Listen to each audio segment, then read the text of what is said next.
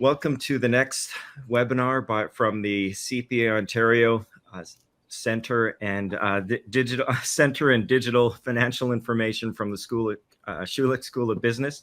Wow, I haven't had my coffee today. So we have an exciting webinar today, and there's two presenters. One is Giri Kanagaritman, who is a professor of accounting and associate dean of students, and also the Ron Binns Chair in Financial Reporting, Banking and Governance at the Schulich School of Business at York University in Toronto, Canada.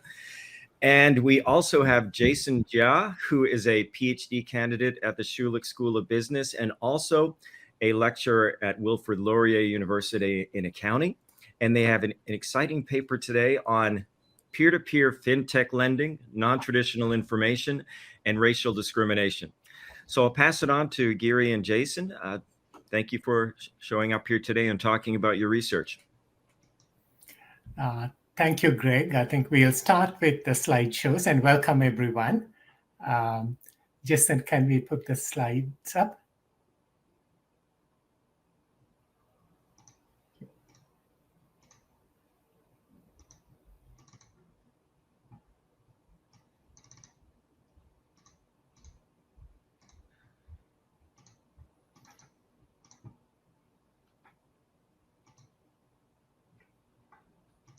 I think we can just, yeah.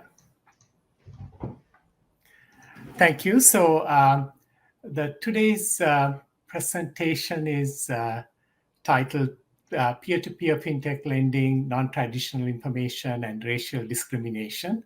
My name is Giri Kanagaratnam. As Greg introduced, I'm a professor at Schulich School of Business. And this is a joint work with Jason Jia, who is a PhD candidate at Schulich and a lecturer at Lazard's School of Business and Economics at Wilfrid Laurier University.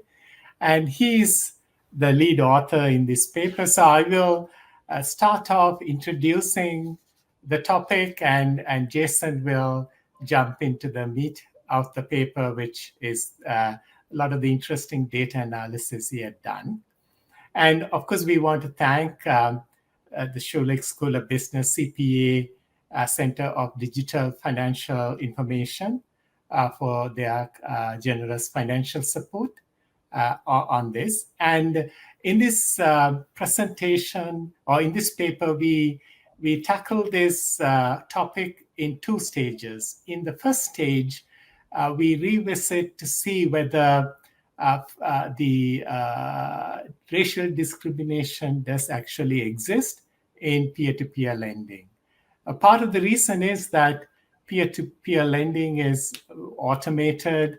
It's fintech. It uses large data sets and other information. So ex ante, we should not expect any discrimination in this environment. So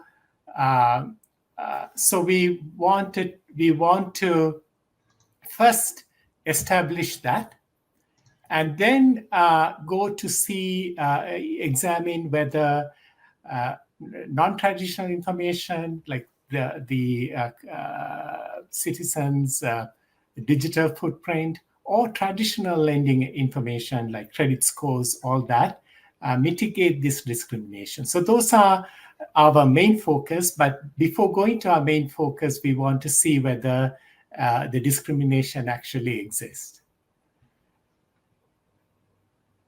Thank you. So despite our setting is in the US, so despite the several regulations in pursuit of equal access to credit, evidence of discrimination against minorities are still prevalent. For example, there have been a lot of empirical evidence of racial discrimination in traditional banking lending, in particular in mortgage lending. And that evidence is even recent. So you have even papers in 2022, this year, showing that risk-adjusted loan rates and probability of loan denial are higher for minority borrowers in the US when it comes to mortgage lending. However, much less attention has been paid to racial discrimination in peer-to-peer lending of unsecured personal loans. So compared to mortgage lending, peer-to-peer lending is generally a much smaller amounts, and they are unsecured. So what is peer-to-peer lending? So you have this platform, which is in the middle, P2P platform, that brings together investors and borrowers. So they do these platforms, borrowers apply to the platforms, and then the platform does a pre-listing risk assessment using big data and machine learning algorithms, and then assign some ratings to these borrowers. And then these borrowers are lumped together, are then shown to the investors, and the investors bid the amount of investment via the platform. So the platform gets fees and loan payments from borrowers, and then keeps the margins from the investors. At the very beginning, for example, the data we are using is Prosper data. At the very beginning of the Prosper lending, they used to show the pictures of the borrowers. So if the borrowers' pictures are shown, then the discrimination can be built in, right? So, but lately they don't do that. So in the recent past, there is no way investors know who the borrowers are, but then they would know the borrowers' geographic and some other ratings through the platform. Can we go to the next slide, please? So our study focuses on racial discrimination in P2P lending for two main reasons. So there is few empirical evidence regarding unsecured personal loans, which is the dominant form of peer-to-peer lending.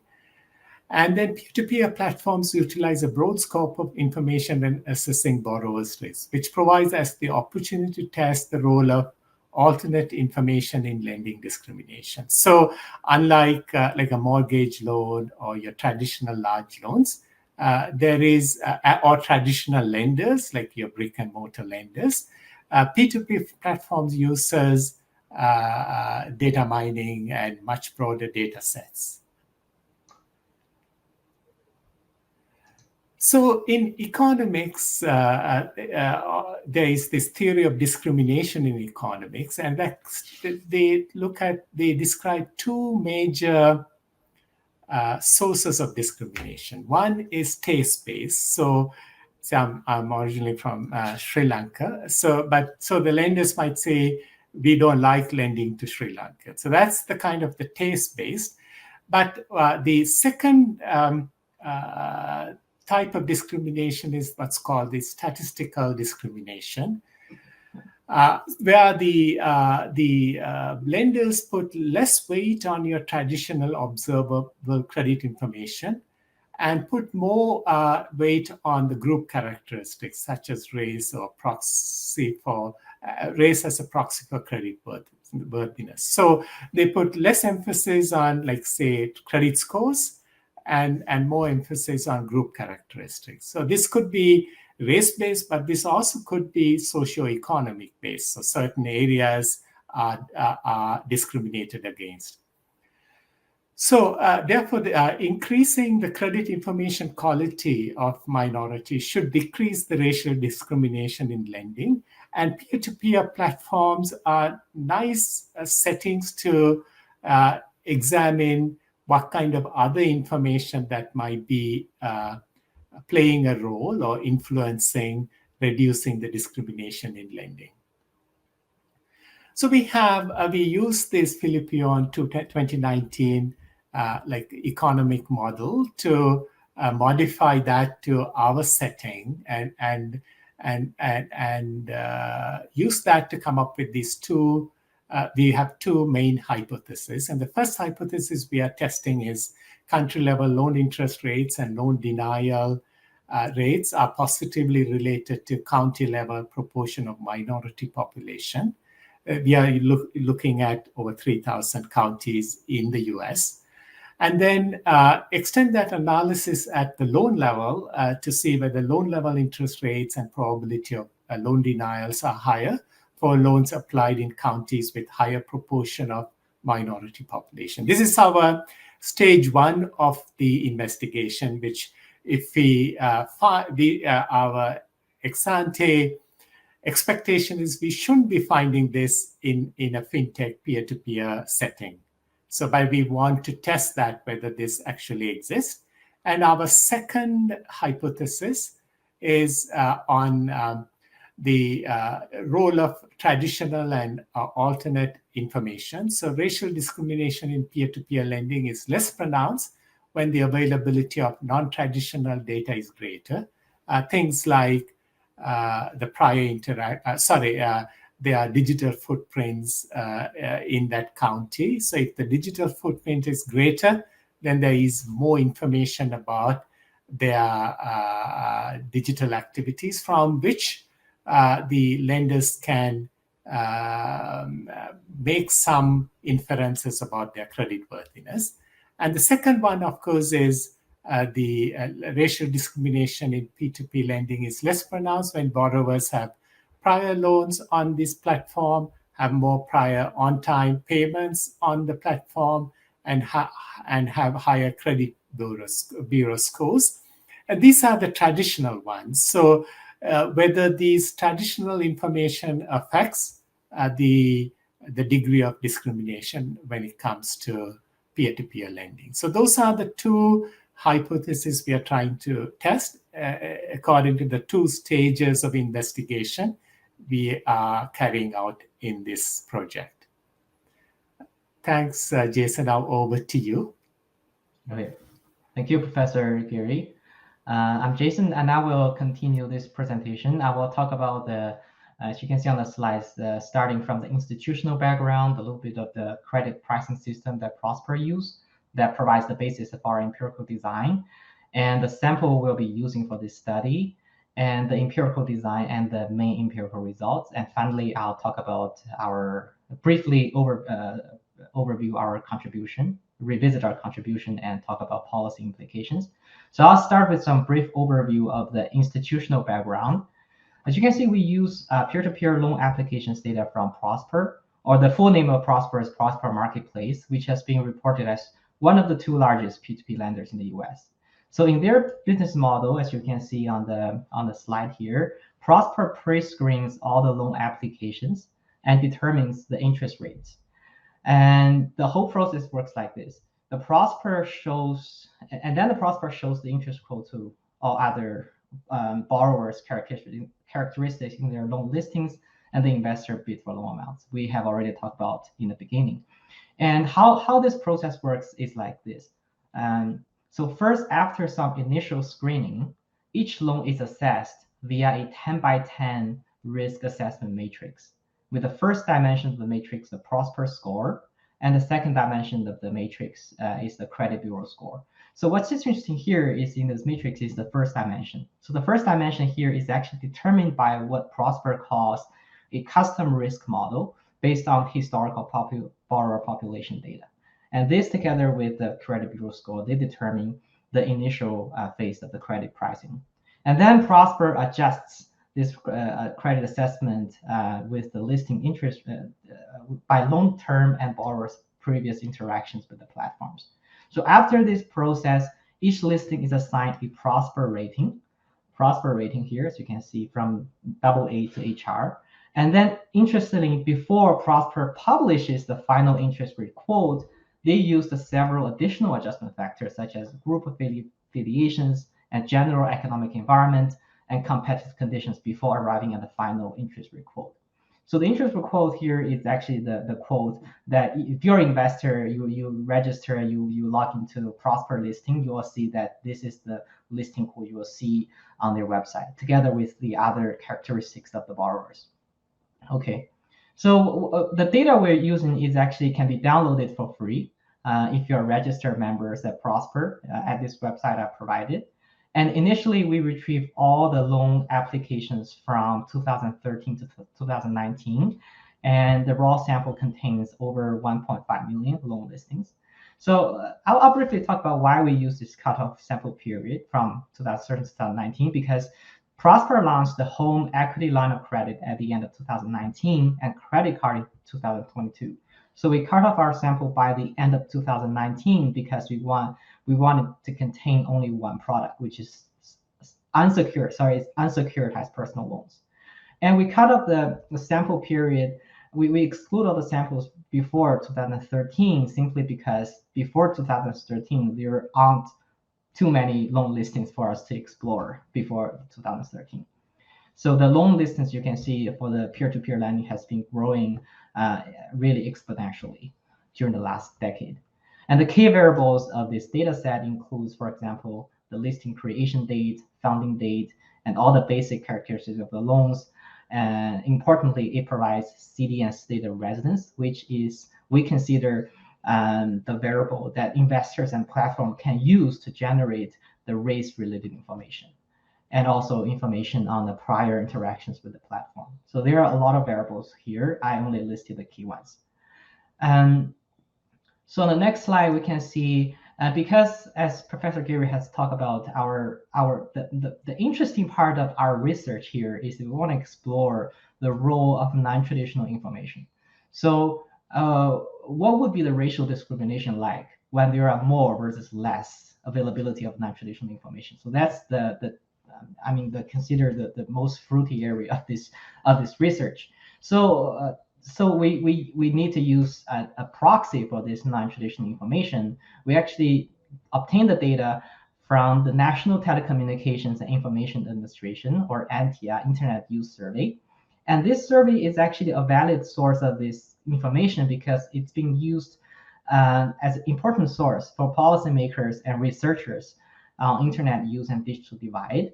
And this data has been used in several papers that have been published in really good journals. So we feel relatively safe and relatively valid by using this data source for our research, for this study. So this survey includes 50 questions on 50,000 households in the US at the state level. And we are particularly interested in 3 variables. So the first variable is the percentage of age 15 or plus persons doing online shopping or e-com. And the second variable we're interested in is the percentage of 15 plus persons using online financial services, such as banking, investing, and paying bills. And the third variable we'll be interested in is the age 15 plus persons using online social networks. So for our empirical study, we'll construct a variable that represents the availability of non-traditional information based on these three variables. We also explore how each of the 3 variables would affect the racial discrimination. Okay, so I'll talk briefly about how do we get the race information. So the race information, the race variable, is constructed based on the American Community Survey 5 years, or ACS5 database from the US Census Bureau. And minority percentage, our main variable here, or MP, is measured as a county year level percentage of African American or Latinx population. So we use this minority percentage as our main variable for race, simply following the prior literature. So recent literatures exploring the same topic, they use a similar proxy for minority percentage. So for comparison purposes, we use the same construction of the main race variable. And other demographic variables we obtained from also from the ACS5, and macroeconomic variables we obtained from the BEA, U.S. Bureau of Labor Statistics, Federal Housing Finance Agency, and GDP from the BEA. So this is a brief discussion of the data. And how do we construct the sample? So after we do some data cleaning, so we get a final sample of 822,975 successfully funded loans, and 255,731 loans that are canceled or expired. And these are the loans that we consider that are not successful or failed or denied by the platform or the investors. And we also got a little bit over 8,000 loans that are under other status. And this is a sample that we mainly use for the loan level regression analysis.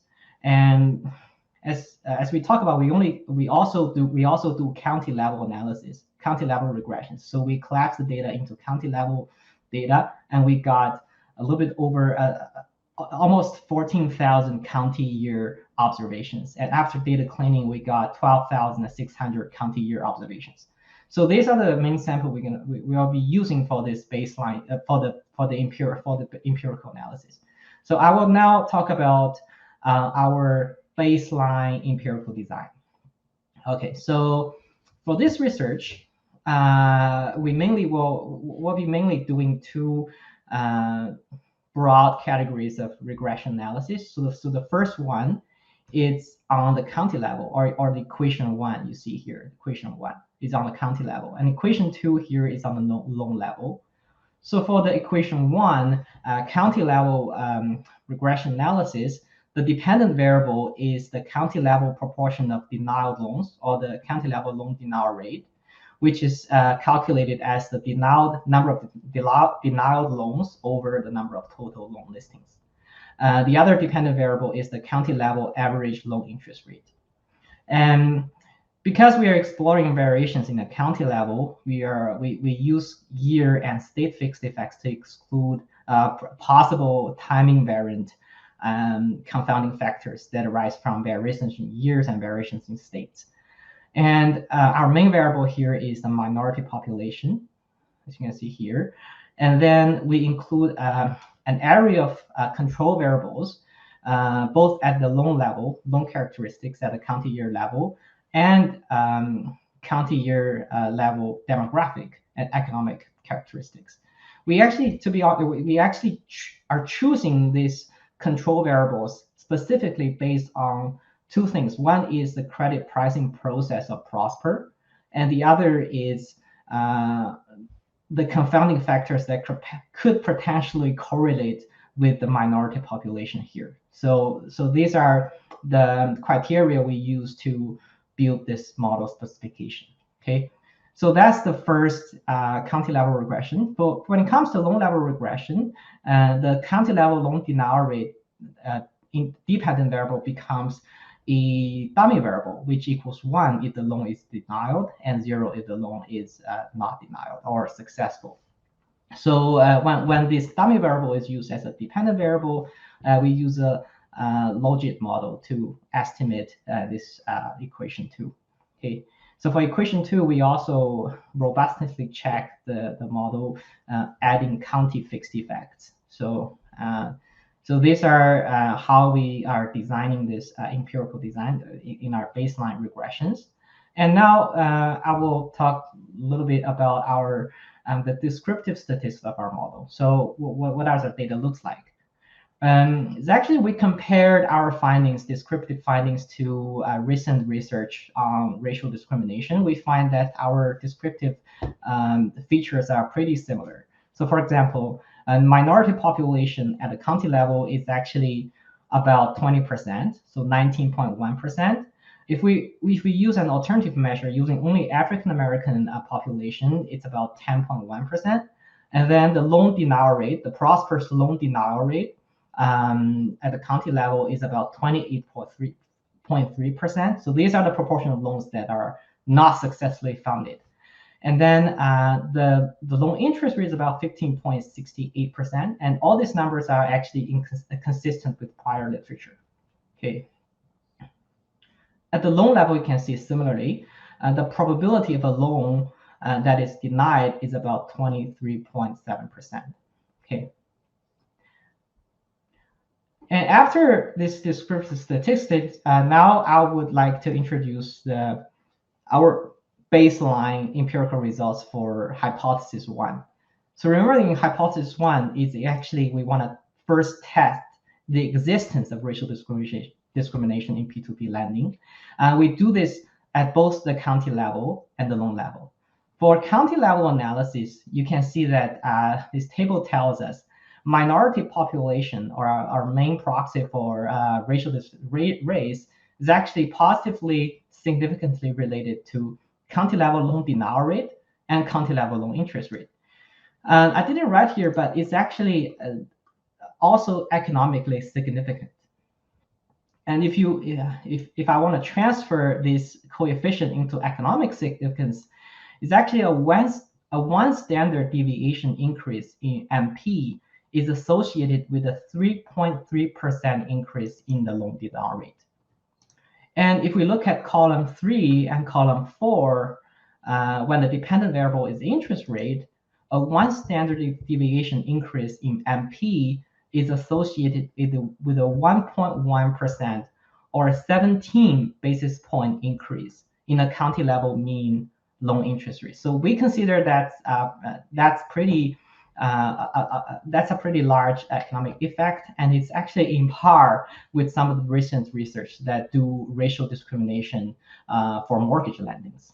So we found that surprisingly, the economic significance or magnitude is surprisingly similar with that of those mortgage lending.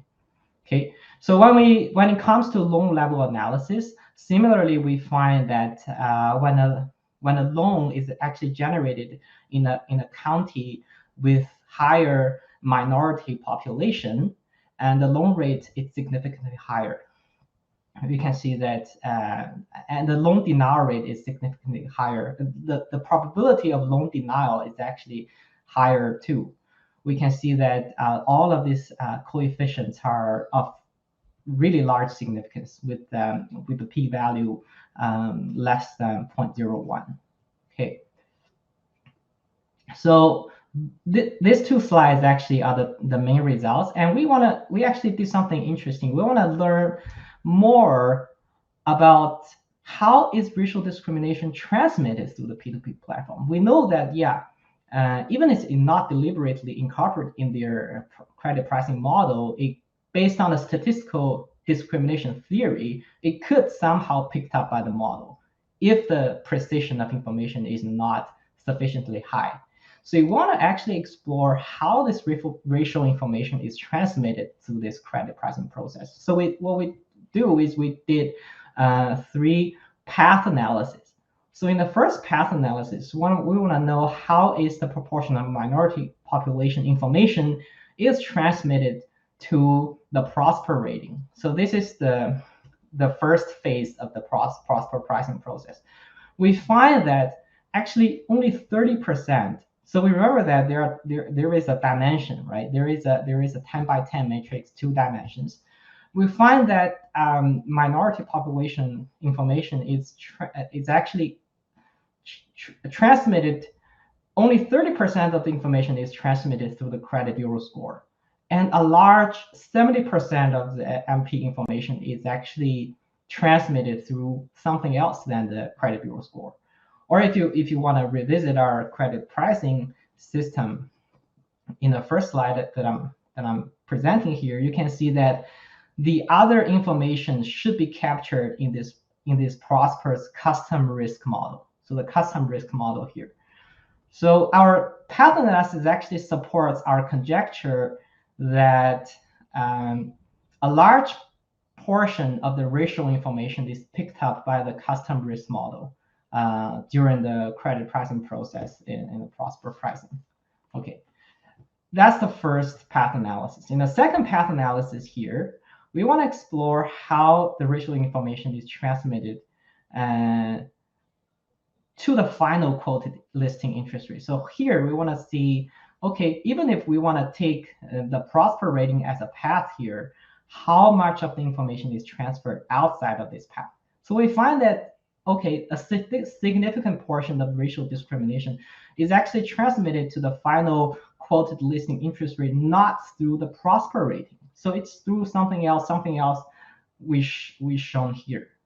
So we have shown here that with the Prosper rating, the Prosper will consider additional factors, right? Additional factors such as group affiliations, general economic environment, and competitive conditions. So our path analysis here simply supports the idea that a significant portion of racial discrimination is captured by the additional information captured before arriving at the final quoted interest rate. And then in the third path analysis, we explore how the racial discrimination is transferred to the final loan denial or loan acceptance decisions. And not surprisingly, this decision is purely made by the investors, not by the platform. And not surprisingly, we find that actually a larger portion of this racial discrimination is actually transmitted to the final loan denial and acceptance decisions through the investors' own decisions, not through the platform's recommendations. So the platform recommendation only accounts for 14% of how the racial discrimination is transmitted to the final decisions. Okay, so that's the path analysis. We in the path analysis, actually, we have a stronger belief that the racial discrimination is actually transmitted somewhere through the platform. And what's more interesting about this research is that we want to test if there are more alternative information, if there are more availability of alternative information, will the racial discrimination be less pronounced? We indeed find the results, and this result actually supports our hypothesis too. And in this result, you can see from left-hand side, and when the availability of alternative information is higher, the significance of LP is less. So the racial discrimination is less pronounced in the states with more available alternative information. So this is simply what the tables are telling us. And at the loan level, we are even able to break down the component of this proxy for alternative information. We show that each component we use to construct the proxy for alternative information, such as the the number of people doing online e-commerce, number of people doing financial services online, and number of people using online social networks. And each of these proxy for alternative information is actually a negative moderator of the relationship between a minority population and the loan interest rate at the loan level. So what these tests tells us is that our second hypothesis is supported. So when there are more availability of alternative information, which means that Prosper can take this opportunity to generate more precise information, credit information about our borrowers.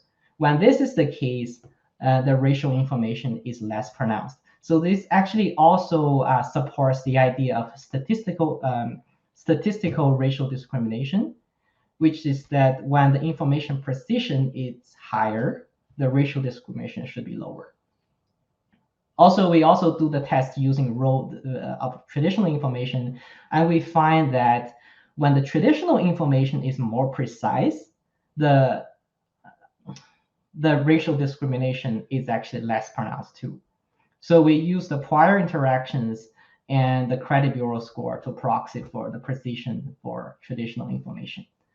So both of these cross-sectional tests supports our second hypothesis, and we consider this is the most contribution that we're making in this literature. And we also do some other tests to explore more interesting stories, such as the quantile regressions. And yes, economists often use quantile regressions to test how the distribution of the dependent variable change in response to the explanatory variable. And we find that it is indeed the case that the explanatory variable, which is the minority population, actually increases all the quantiles of the dependent variable county level interest rate and the dependent variable county level loan denial rate, which is consistent with our OLS estimates. But what's interesting here is the model 2 and model 4 here. What we find here is that the results indicate that the non-traditional information tends to alleviate lending racial discrimination the most for higher risk borrowers. We consider this finding insightful because it implies that higher risk borrowers who may not have sufficient information collected by the Standard Credit Bureau may benefit the most from the peer-to-peer platform's utilization of this non-traditional information. We also do some additional tests which are not shown here using alternative measures. And I want to jump into the final contributions and conclusions. And through this research, we provide some empirical evidence to confirm that racial discrimination exists in peer-to-peer lending, which is our hypothesis 1. And then in hypothesis 2, and the area we consider we can make the most contribution is we document the effect precision of different credit quality signals on the peer-to-peer lending racial discrimination. And we also find something interesting when examining how racial discrimination is transmitted through the entire credit pricing and funding process on the P2P platform. And finally, we consider our study having pretty important policy implications. Policymakers can promote the use of big data for the entire banking sector to reduce racial and economic discrimination. So that's about our paper. If you have any questions, please feel free to ask us. And thank you very much for listening. Right. Thank you very much, Jason and Gary. So Tamina has been looking for any questions. If you have them, please raise your hand or ask a question in the chat, and we'll pass it along to the two speakers. So if you have any, please go ahead.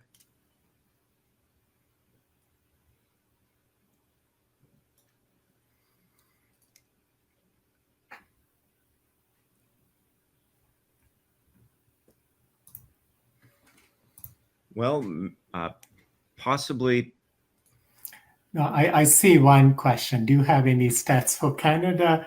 No, unfortunately, we don't have this type of granular information context. But if we do, then that will be an interesting study to have.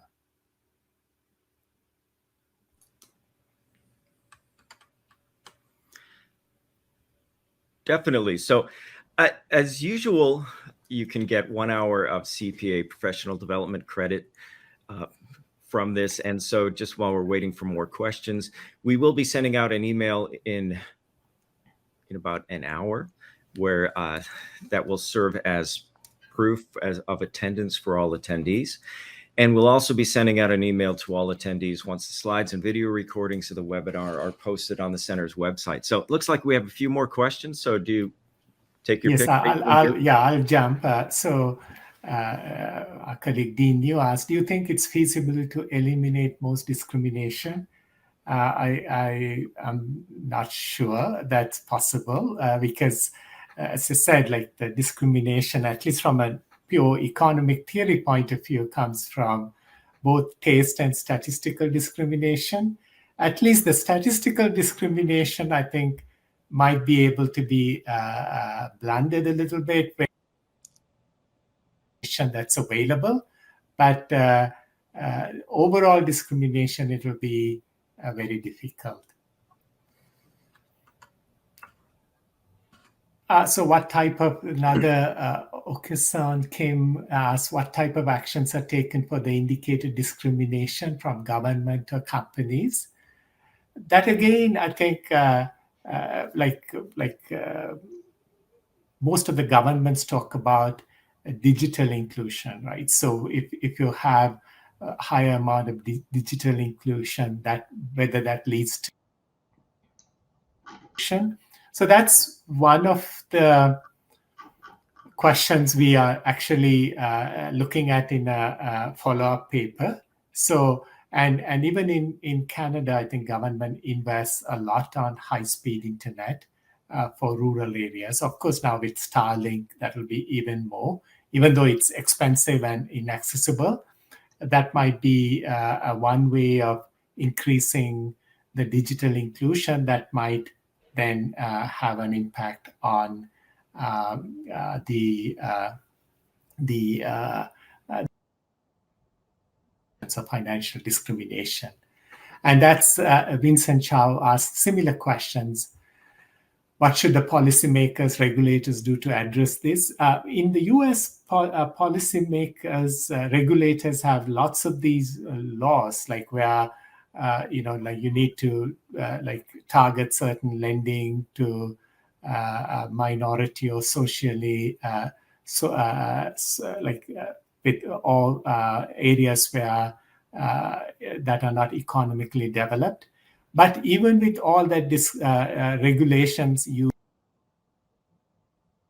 maybe regulation may not be the only way to go, but as I said, maybe accessibility to might be another way of handling that.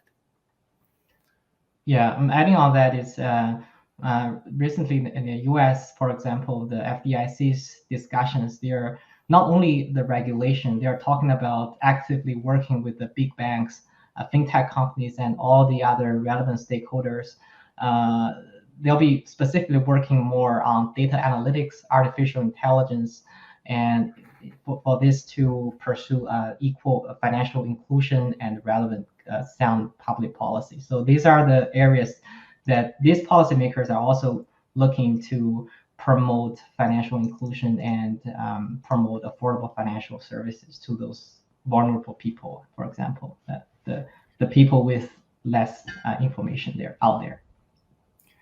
Yeah. And there is another question from Suma Mulangani.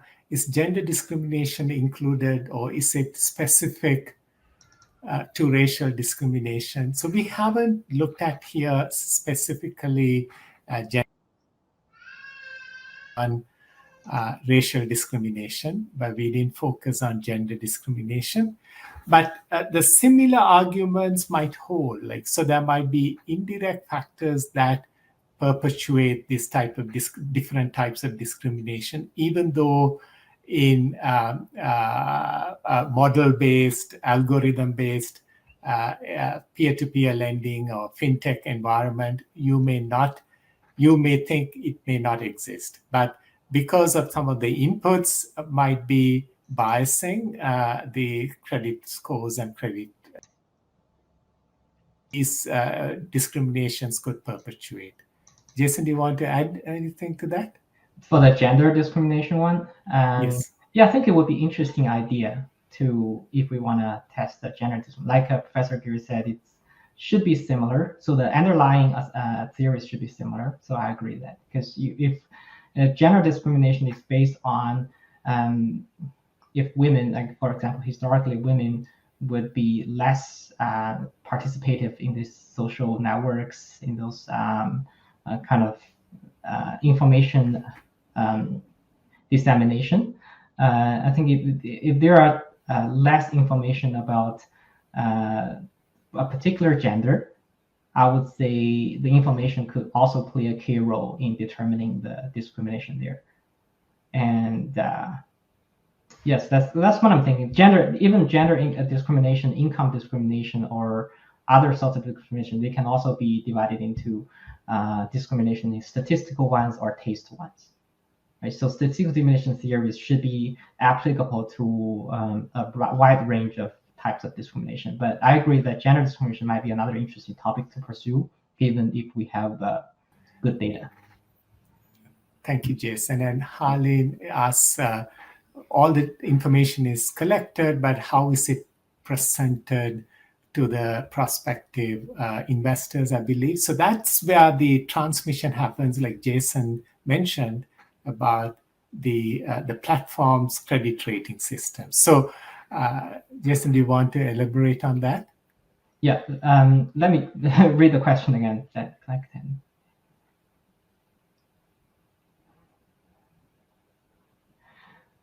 Yeah, I think the company, what the Prosper is currently showing to the investors is the basic borrower characteristics. They're not showing the alternative information, like what information they capture in their custom risk model or additional factors they use to arrive at the final quoted interest rates. Those alternative informations are not shown in Prosper listings. If you're a Prosper user, if you log into the online, you can see the listings contains things, all the traditional credit assessment criteria, characters such as the credit, such as age, the user's credit profile obtained from the credit bureaus, and other information, all other information obtained from the credit bureaus, and some self-disclosed information like the job, their income range, and the purpose of the loan. And alternative data is not shown. Yeah, it's not shown by the Prosper. So the company only choose to show, what I understand is the company only choose to show the investors the publicly verified information and self-disclosed information, but not those alternative information that use in complement in their credit analysis. So yeah, and investors, that's what I'm thinking, that investors, when they are doing this kind of investment on peer-to-peer lending, they should have a somewhat different information set when it comes to assessing the loans, because the alternative information the investors will be using could be different from the alternative information that the platform is using. That's why when it comes to decisions, there a large, maybe that answers part of the question why a large portion of the final investment decision comes from the investors, but not from the platform's recommendations. I think that's a good question. And also, I think with time, things are changing. As I said, at the very early stages, they used to show the pictures of potential customers, right? Like so, and that has been stopped. So, so what information investors see has evolved over time as well, and how the platforms rate the risk has also evolved over time. So, one of the questions is, what will happen in 5 years' time? So we don't know, like, because now, especially when they now, then will it become will the discrimination becomes heightened or less? We don't know, because when there's easy credit times versus more stringent credit times, maybe the platforms and the investors might start behaving differently. But that will be very interesting, because yes, we stopped in 2019 before the racial reckoning in the US, but Black Lives Matter and all that, and or even gender reckoning, like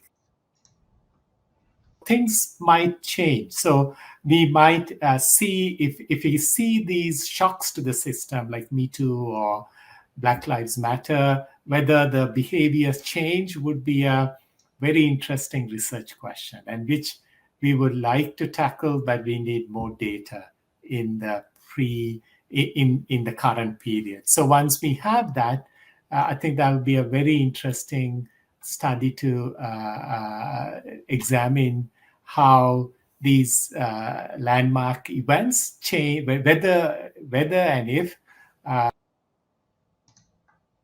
lending practices.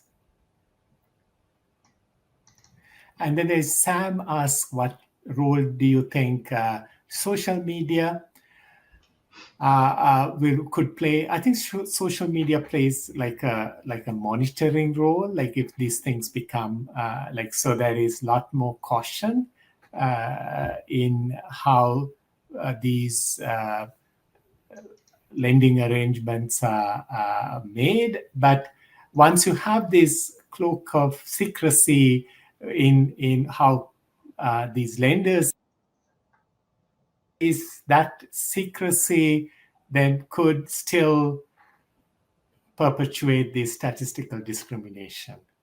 What do you think, Jason? Yeah, I think so.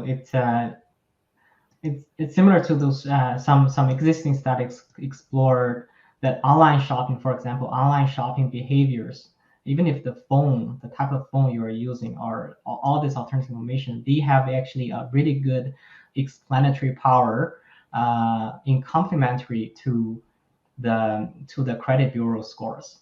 So there's an interesting study by Butch, I think it's quoted in our paper, and then this kind of papers actually shows us that even if we don't consider credit bureau scores, even if we only look at this online social media behavior or online shopping behaviors, they have a really high chance to predict a person's behavior, credit worthiness, even if we don't consider the credit bureau score. So I think social media, similar to online shopping behavior, could play. I can't say, because we are not testing exactly what role social media are playing, But based on this idea or theory, I would predict that social media, if we can have the precise data of the borrower's use of social media, probably we can test, and I can predict that if the person use more social media in a meaningful way that can disclose, that can generate some of the credit information, that person should be less racially discriminated. And then there's a follow-up questions about, do we have data on actual loan repayments?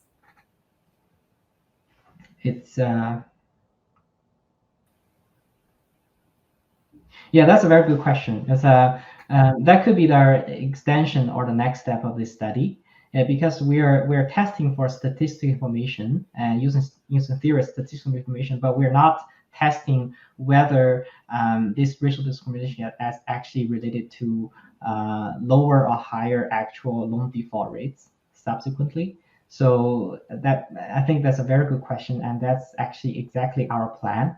As an expansion to this paper, we're going to check whether these loans with a higher racial discrimination or lower racial discrimination are showing more default rates. So that would be the consequences to provide another validity check for our statistical discrimination hypothesis. So thank you. Yes, we have. And the first part of the question, do we have data on actual loan repayments? The answer is yes, we have that data. And that data is actually built into the large data set we download. And that can take a bit of work to figure out the next steps. But you provide that's a really good venue for the going forward for this research, another paper or another expansion to this paper. Thank you.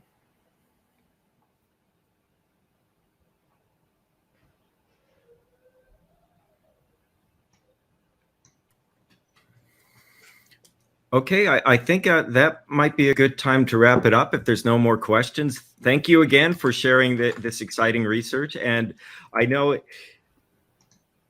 I think you did a great job in helping translate this for a practitioner audience as well.